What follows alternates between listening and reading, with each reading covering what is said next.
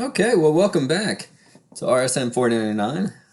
Uh, and we're just going to talk today a little bit about sport analytics. And I've put on some good examples of sport analytics, some good videos to help you get a pretty good understanding of what sport analytics are. But I also want to talk to you a little bit today about it to give you some additional support as you're trying to make decisions. And again, it comes back to decision making, everything we talk about. And so sports no different. There's a lot of decisions that have to be made in the sport field, particularly. And so we're going to look at sport analytics and basically taking what we've learned the last couple of days with statistics and research and applying it to helping us make good, sound decisions in the sport realm. So, sport analytics, the idea is that the path to victory starts with data, okay? And that data that we collect through research, right? And that happens on and off the field. So it's important for us to get an understanding of how we can use that data to help us make good, sound decisions. And that's what sport analytics is all about. Kind of giving you a definition of what sport analytics is. It's the management of structured historical data, the application of predictive analytic models that utilize the data, and the use of information systems to inform decision makers and enable them to help their organizations gain a competitive edge. So, sport is all about gaining that competitive edge. And so, you know, coaches, front office people are always looking for how can we get that competitive edge. And it came down to using research and using data and allowing the data to drive that so we can make good sound decisions and try to get that competitive edge. It has become everything with athletics and sport has become very driven by data. Here's this little diagram is a match between Andy Murray and Roger Federer, and you can see, it tracks what shots were used, where the shots went, to see and try to predict and give a little bit of prediction about how that person's going to play. And it's all put out there in usable chunks of data that either both Murray, Federer can use, but then also probably some of their competitors can also use, so that if I hit a forehand down the line, he is going to come back with a cross court, this percentage of time, so I can understand that and start moving that direction and kind of cheat to get that advantage, right? So the 7 ways that sports teams oftentimes use analytics, and we'll talk about each one of these: scouting, player fitness, player development, game day strategies, player evals, ticketing, and merchandising. So some of the behind the scenes things, and not just all the time out on the fields. Sporting teams are using these analytics to help them be more efficient and effective. When it comes to scouting is, how do we get an edge right off the bat? Well, it comes down to scouting. What are the best ways that we can pick out the best talent, try to recruit that best talent, or get that best talent so that we can be successful in the fields and courts. And so they want to spot value in potential players, cut review times by transferring data to interactive visualizations. Okay, we're not spending so much time on the road. Maybe we're able to get that data and use that to make our decisions rather than going out and seeing the player time and time and time again. And it's been done with the NFL Combine. They look at key metrics in the Combine, and that's the whole purpose of the Combine. Look at those key metrics and help help the front office people make decisions about those players. And what all do they do? The 40-yard dash and the lifting and the strength and intelligence. They use all those metrics to help make decisions. And give you an example here of some of the metrics that they use. This is actually one of the metrics looking at And you can go in there, this website I posted on Moodle for you. You can go in and shift players around and look at different players and positions. So you can look at any one of the positions. This is wide receiver that it's currently set on. Year, you have many different years to choose from. This is all the years. And then you can look at all the what pick they went and compared to how fast they are. And I think that's where we still are here with speed. Go down here. Yeah, speed to size ratio.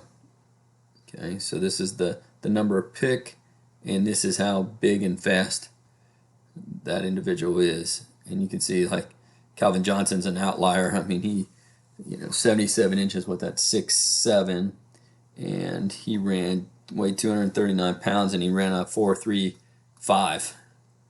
Okay, that speed to size ratio bumps it down to a 1.79. Pretty dang impressive there as you look at it. So, and then you can look at where people were picked in the draft based upon their speed to size ratio. Okay, but you can use that for any of them, and you can also adjust these. This is bigger, this is faster, and to focus more on the speed side of it. 40-yard dash and what pick they went, and then the strength. Strength measured with how much they do on the bench press. But it's out here. This is information that's out there to help people make choices when it comes to the draft and looking at those particular athletes. Okay, so scouting, we use it all the time in scouting, and the common area that we look at is using analytics as scouting, helping make decisions about players. Player fitness, we can track what kind of shape the player's in, and what kind of training they've done, or what kind of improvements they need to make, and look at game day performance based upon players' fitness. Anything from GPS trackers worn, vests that the athlete may wear to help check heart rate, even sleep monitors to see how well they're sleeping and see how the sleep impacts their performance. Okay. And this helps us make decisions. What type of decisions? Who to play, who to bench, how valuable the player is at any given time. We can tell if they're get better later on in the game or they're better early on. And then we can sub them out and make sure that we have other people in there that perform better. Who performs best under stress or late in that game situation. Okay, we can make decisions based upon that to help us decide who we're going to put on the field based upon analytics in the player's fitness level. Player development, we can develop talent, add new players. That's constantly what we're doing. How can we develop our talent, but then also how can we add new players that are going to fit in with that talent? That equals the value to the club, right? So how are the players working together? We can get information. You can get information. NBA has it with, who's on the club or who's on the court together and how they're successful using different metrics for measuring success. Are there patterns of play? Can we see patterns of play between individuals or individuals? Okay. And do various actions on the field make a difference in the final score? This is some of the analytics the Liverpool uses. They leverage data to improve game performance. This dash visualizes critical metric, the difference between winning and losing. Hovering, and you can see how different in-game actions affected the game outcomes. Okay, and so this is a metric that they use to help them decide, okay, we need to perform. You can see probably whatever those actions are up here impact winning and losing more. And they can make a decision and determine what needs to be done more often. Game day strategies. Provide information for game day strategies. What plays to call, what risks to take, who sometimes to play. And so a lot of times this is historical data based upon tendencies and what you learn about the other team and what you learn about yourself, and then also live data as the game goes on. You're adding to that. It's fourth down. I posted this also on Moodle for you. Take a look at, but this is kind of a neat little blurb that looks at data and help making decisions. And this is fourth down and what you should do on fourth down. And you can punch in how many yards you need to go, where you are, whether you're on your own or opponent yard line, and then it'll tell you kind of what play does the NFL average coach call. So right now it's 5 yards to go. You're on your opponent's 35.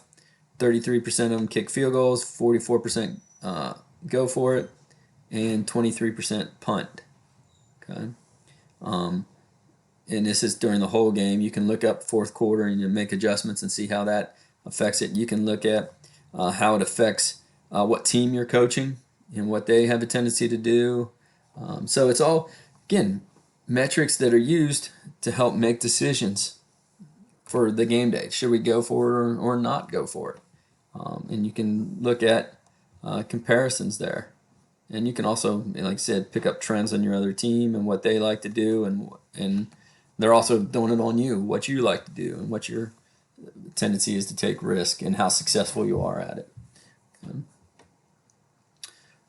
Player evaluation. A lot of times we rely on analytics to evaluate our players.